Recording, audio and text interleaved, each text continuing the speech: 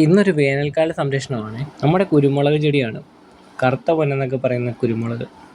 ഇത് വീട്ടിലെ കുരുമുളക് കൊടിയാണ്. കഴിഞ്ഞ വർഷം കുറച്ച് കുരുമുളകിൻ്റെ തൈ കിട്ടിയപ്പോൾ കുരുമുളക് കൊടിക്ക് ഒരു താങ്ങുമരമായിട്ട് കവുങ്ങിനെ ആശ്രയിക്കാമെന്ന് കരുതി. അതാകുമ്പോൾ അവർ അങ്ങോട്ടും ഇങ്ങോട്ടും ആശ്രയിച്ചങ്ങ് ജീവിച്ചോളൂ.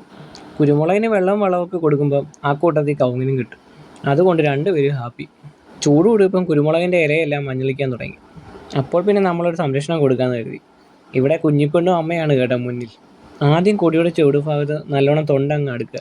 അതിനുശേഷം ചാണകപ്പൊടി ഇടുക. പുറകിന് കരിയിലയും നല്ല രീതിയിൽ നമ്മൾ പുതയിടുന്ന കൂട്ട് അതിൻ്റെ മുകളിൽ അങ്ങ് അടുക്കി വെക്കുക.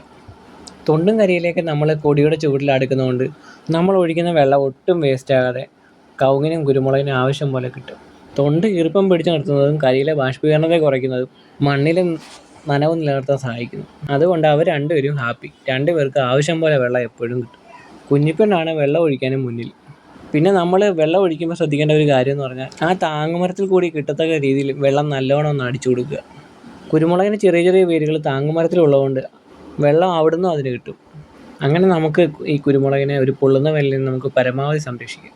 ആ ഇലയുടെ മഞ്ഞളിപ്പും ആ ഇല കൊഴിച്ചിലും ഒക്കെ ഒന്ന് കുറഞ്ഞു കിട്ടും. അങ്ങനെ ഞാൻ നേരത്തെ ചെയ്ത് പരീക്ഷിച്ച് നോക്കിയ ഒരു കുരുമുളകാണ്. ഈ കുരുമുളക് കൊടിയിൽ മഞ്ഞളിപ്പും ഇല കൊഴിച്ചിലും എല്ലാം കുറവാണ്. അപ്പോൾ അടുത്ത വീഡിയോ ആയിട്ട് കാണാം.